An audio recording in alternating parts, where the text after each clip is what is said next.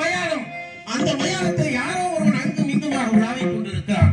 ஒருவேளை எனது மன்னர் அந்த மயானத்திலே இருந்தாலும் இருக்கக்கூடும்.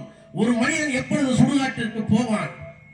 இறந்த பிறகு பிணமாகத்தான் சுடுகாட்டுக்கு போவான். ஆனால் இந்த சத்திய கீர்த்தி உயிரோடவே போகிறேன் அந்த மயானத்திற்கு. இவருக்கு மேடையை சத்திய கீர்த்தியா நினைக்கும் தம்பி சின்ன தம்பி அவர்களுக்கு எங்கள் கிராமத்தின் சார்பில் இந்த பொன்னாடை போட்டி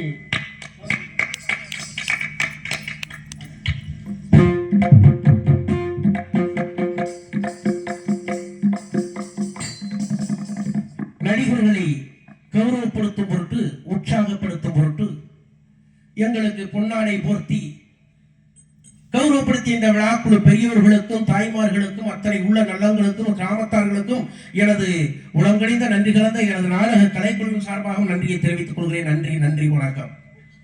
ஆகவே போகிறேன் அந்த மயானத்தை. அங்கு மிங்கமாக உலாவிக் கொண்டிருக்கிறார் ஒருவன். ஒருவேளை அங்கு இருந்தாலும் இருக்கக் கொள்கிறது. தேடி திரிகி